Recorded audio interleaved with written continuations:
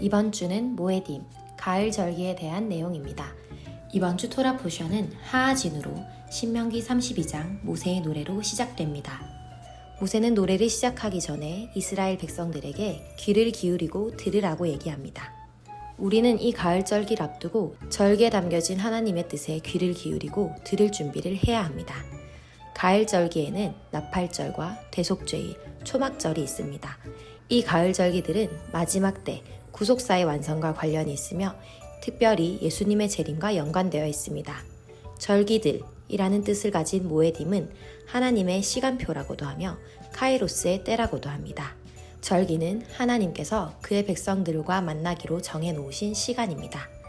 절기들은 또 다른 말로 리허설과 총연습의 시간입니다. 우리는 절기를 깨어있음으로 준비해야 할 필요가 있습니다. 욤 테루아라고 하는 나팔절은 로시아사냐, 한 해의 시작입니다.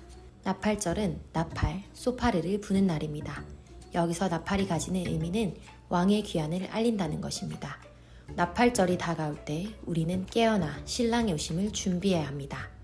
우리가 섬기는 기도의 집 공동체는 주님의 다시 오심을 담아낼 수 있는 그릇으로 준비되는 것입니다.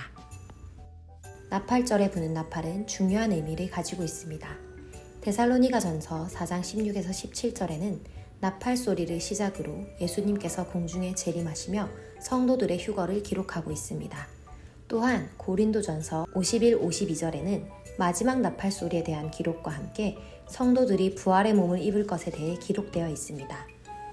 여호와의 7절기 중 나팔을 부는 때는 3번입니다. 첫 번째 나팔은 추수의 시작을 알리는 오순절이며 두 번째는 나팔절입니다.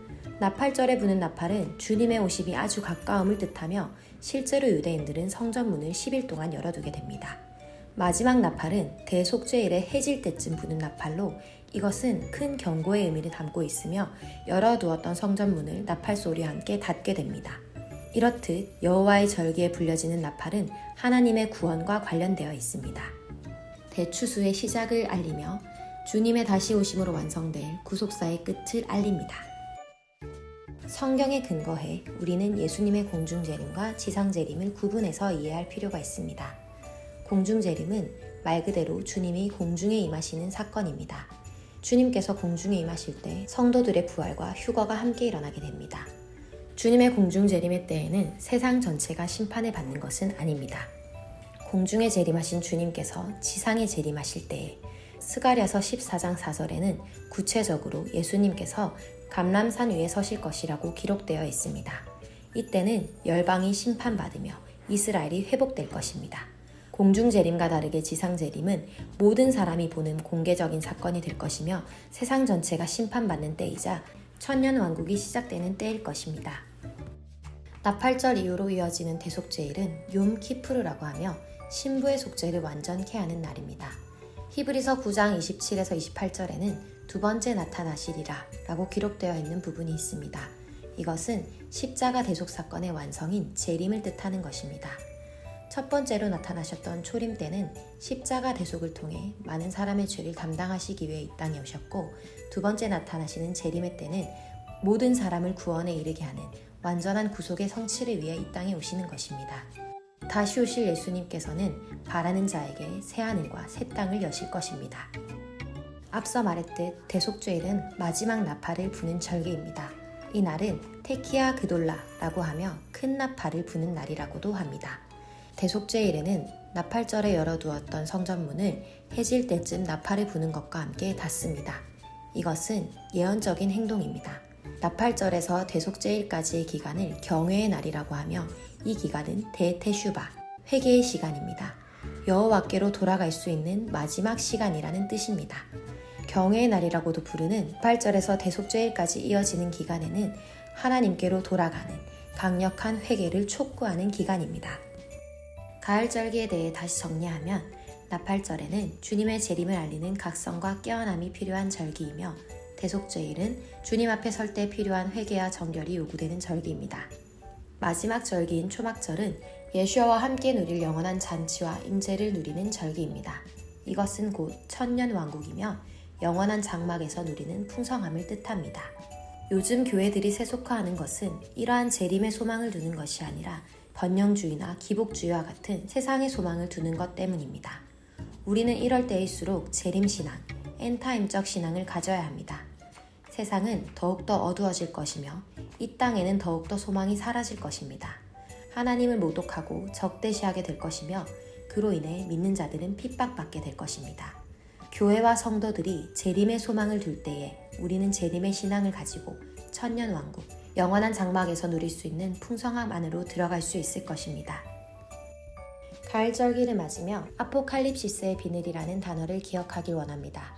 아포칼립시스는 가리개를 벗기다, 드러나다라는 뜻으로 계시의 순간에 가려진 비늘이 벗겨지는 것을 뜻합니다.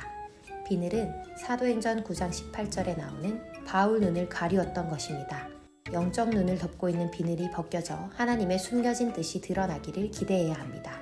그뿐만 아니라 다음 세대 안에 있는 은사와 하나님 나라의 속성을 발견하는 것이 중요합니다. 이것이 마지막 때에 일어날 일이며 마지막 때의 부모와 선생의 역할일 것입니다. 귀를 기울이고 듣는 것이 중요한 하하진우 이 주간에 다시 오시겠다 약속하신 주님의 발걸음 소리를 들을 것입니다. 재림을 알리는 나팔 소리에 맞춰 깨어남으로 신부로 단장할 것입니다. 멈추지 않는 기도와 예배를 통해 주님의 다시 오심을 담아낼 수 있는 귀한 그릇으로 준비되는 기도의 집 공동체를 세우는 데 힘쓸 것입니다. 마지막 때가 가까울수록 우리 눈을 덮고 있는 비늘을 벗고 그 안에 담아두신 귀한 은사와 하나님 나라를 발견할 것입니다. 말씀으로 기도하겠습니다. 사랑하는 주님, 천둥과 같은 주님의 음성, 그리고 또 세미하게 들려오는 주님의 음성에도 귀 기울이는 한 주 되기를 기도합니다. 모에딤, 이 가을절기들을 통해 하나님의 카이로스의 때에 대해 배우고 알게 하시니 감사합니다. 하나님과 하나님의 백성들이 만나는 시간으로 정하신 이 시간들을 기다리고 준비하는 지혜가 있게 하옵소서. 잠들지 않고 깨어있어 다시 오실 왕을 기쁨과 영광으로 맞이하게 하옵소서. 로시아사냐와 욤키프르, 수코트 기간을 통과하며 주님의 몸된 교회와 성도들 가운데 재림을 소망하는 믿음들이 더욱더 일어나게 하옵소서. 말씀이 육신되어 이 땅에 오셔서 십자가의 대속사건을 이루신 주님, 또다시 이 땅에 오심으로 신부들의 속죄를 완전케 하실 그날을 사모하며 기다립니다. 신랑을 간절히 바라고 찾는 그의 신부들에게 약속하신 새하늘과 새 땅, 새 예루살렘, 영원한 장막으로 인도하실 그날의 소망을 두며 바라봅니다. 잠들어 있던 자들이 깨어나 여호와께로 돌아가는 때, 회개와 정결로 주님 앞에 설 준비를 하는 때, 지금이 바로 하나님의 카이로스 안에 들어와 있는 때임을 믿으며 나의 영원한 장막 되시는 예슈아를 더 의지하며 신뢰합니다. 마지막 때가 다가올수록 영적 눈을 가리고 있는 비늘들이 벗겨지고 하나님의 숨겨진 뜻이 선명하게 드러나게 될 것입니다. 하나님의 뜻을 바라볼 뿐 아니라 다음 세대들 위해 가려진 비늘들을 벗기고 그 안에 하나님 나라를 발견해내는 참된 부모와 스승의 역할까지 감당하게 하옵소서. 천지를 말씀으로 창조하시며 알파와 오메가 되시는 주님을 찬양합니다. 예수님의 이름으로 기도합니다. 아멘. 모에딤 가을절기 말씀이 더욱더 궁금하신 분들은 리빙처치 주일 설교를 들어주세요. 읽어보세요. 하나님이 있어요. 내가 보자.